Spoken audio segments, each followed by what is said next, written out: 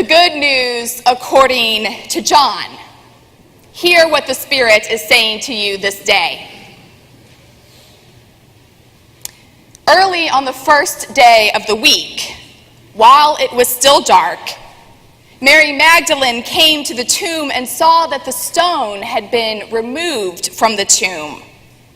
So she ran and went to Simon Peter and the other disciple, the one whom Jesus loved, and said to them, "They have taken the Lord out of the tomb, and we do not know where they have laid him."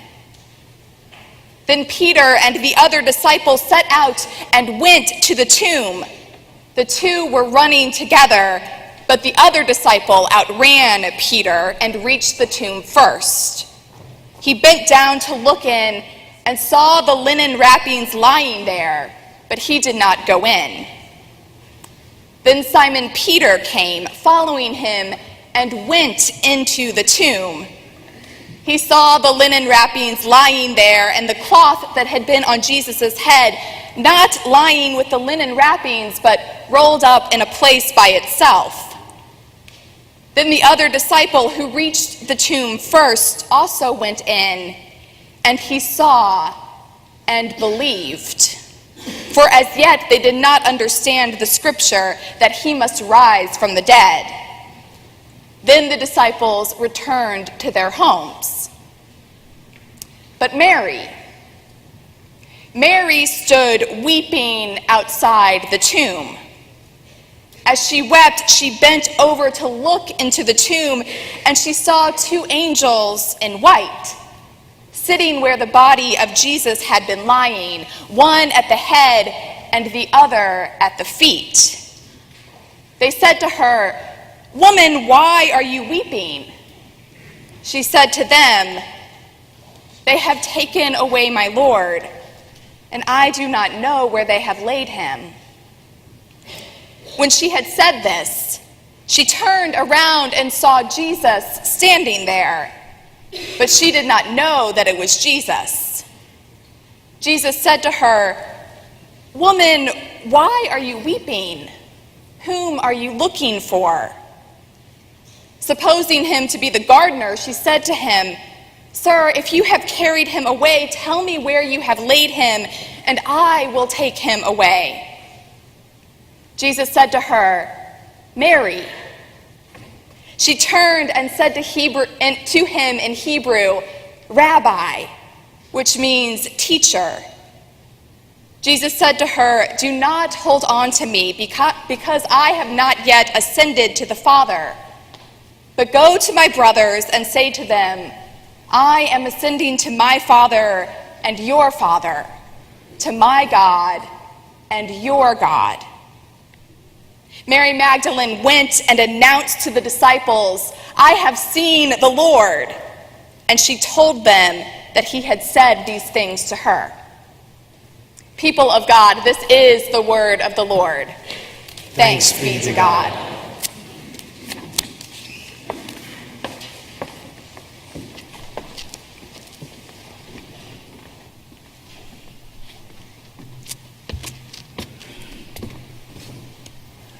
The scriptures may deliver the message of the Easter story, but there's nothing like music to capture the true spirit of the day. Paul pulls out the stops on the organs. The trumpeters herald the news of victory. And Harvey pounds on the timpani like God pounds down death and despair. It's the holiest day on the Christian calendar. And no celebration can be too dramatic for declaring that God snatches life out of death. Now, the Greek Orthodox are usually a bit too pietistic for me, but they really know how to cut loose on Easter. At least that's what Camilla and I experienced on the island of Patmos, the island where John was imprisoned and wrote the book of Revelation. Their Easter service began at 11 o'clock on Saturday night. The entire sanctuary was filled with people holding large candles. The liturgy went on, and then when the clock struck midnight, boys started setting off fireworks at all the doors entering the sanctuary. These weren't small firecrackers. These were 3-inch babies. They were going off. Smoke came in and filled the sanctuary. Apparently, smoke alarms have not caught up to Greece yet. Within minutes, fireworks were being shot up over the island, and these vivid colors were just lighting up the night sky. And then as the last fireworks sort of dwindled down, someone on a distant part of the island started setting off, I kid you not, dynamite. Every 15 minutes or so, you would hear this enormous explosion. Now they know how to celebrate Easter. And it got me to thinking that maybe we ought to put a little more punch into ours next year. I may need to fly under the radar on this one. And if you're sitting next to one of our trustees, please cover their ears. But I'm thinking next year we fire a cannon off on the front lawn. That would raise the dead, wouldn't it? Easter begs for drama and celebration and music that set our spirits soaring. Because this is the day we stake our claim on hope. Life can hurl darkness our way, but we never pronounce last rites on hope. Or do we?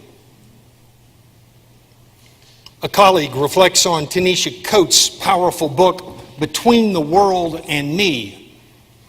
Coates reprimands his fellow African Americans who speak of hope because he sees little possibility of ever overcoming the evils of racism. Remember Martin Luther King's quote on justice? The arc of the moral universe is long, but it bends toward justice. Coates declares there is no arc. We are night travelers on a great tundra. The only work that will matter is the work done by us. He thinks that hoping that God will lead us to a better day is tantamount to a cruel fairy tale. You remember the story of Pandora's box in Greek mythology. Prometheus stole fire from heaven and brought it to earth. Zeus was upset about this and wanted to punish humanity for it. So on her wedding, Zeus gave Pandora this box. Of course, he told her never to open it. Give someone a box and tell them never to open it, and what's going to happen? Sooner or later, he or she will pop the lid. When Pandora opened the box, harmful spirits escaped into the world. Greed, misery, poverty, lust, the like. She closed the box just in time before one last spirit escaped. What was it? Hope. Now, most people interpret this story to mean that despite Zeus unleashing these horrors on the world, at least Zeus gave us the one important thing that could keep us going: hope. Scott Black Johnston points out that there are some who do not buy that interpretation. The German philosopher Friedrich Nietzsche argued that hope is the God's final revenge on humans. He says, however much human beings might be tormented by the other evils, Zeus did not want us to fling away our lives, but to go on letting ourselves be tormented again and again, naively hoping for something that would never happen. The philosopher claimed that hope is actually the worst of all the evils and the source of our greatest suffering. His advice? Leave it in the box. Toughen up. Learn to live without it. But isn't living without hope what turns people so cynical and despairing? Isn't that why the suicide rate in the United States has surged to its highest level in 30 years? Is it a coincidence that that coincides with declining church attendance? Now, if Coates and Nietzsche's idea of hope is passively waiting for God to do something unilaterally, then I'm in their camp. The notion that all we can do is pray and wait for God to fix things is a false, childish hope. God transforms the world, resurrects the world, brings new life to the world, but God does it through us. God whispers to our souls, urging us to allow God's love and desire for justice to pulse through our veins so that we will partner with God in bringing new life to the world. The reason the arc of the moral universe is long is because we humans are not always responding as God would have us, with compassion, justice, generosity, humility, peace. The reason the arc bends toward justice is because God never tires of urging us to respond with our best. It takes a long time, but once hearts and minds are won over, justice does prevail. Slavery is no longer acceptable in the civilized world. The status of women has dramatically improved over the centuries. Conversion by the sword is anathema. The moral arc of the universe is indeed long, but it does bend in the direction of justice. However, the hope generated by Easter is not only the large communal hope that life in this world will get better. It is also the individual and very personal hope that each of us can live a rich life despite the losses, the inevitable losses we will experience. You know what it is to grieve a loss. The loss of a loved one, loss of a job, a position, a marriage, a healthy body. You may recall a time when you wished you could rewind the film and return to the place before the bottom dropped out. This is where some become mired. They cannot bear to face their loss. Some are afraid that if they allow their tear ducts to open, they will never be able to close them again. The pain may be more intense than they can bear. Others believe that if they will just refuse to acknowledge the loss, they can somehow hold it at bay. This is the adult version of pulling the covers over your head. Like Mary Magdalene, like the disciples, when your picture of the future is erased, when the life you are counting on is no longer possible, it can paralyze you. When it's impossible to imagine what life can be, Your confidence is shattered. Your steps become very tentative.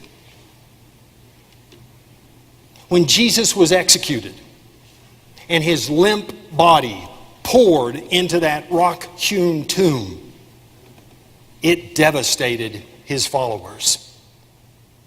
When that huge stone was rolled across the entrance, it sealed the grave, and it seemed to seal the future they had imagined.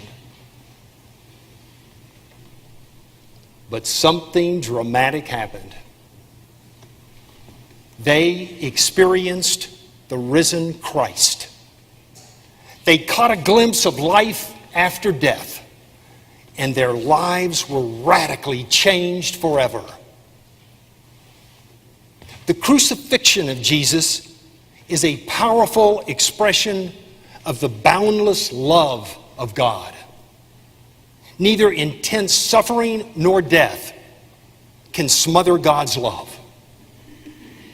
The resurrection of Christ demonstrates that God's love is the power of transformation, the power that calls forth new life. The new life, this new life after we die. But it's not just limited to physical death. It's always present, just beneath the surface, beckoning us to a rich life despite our losses.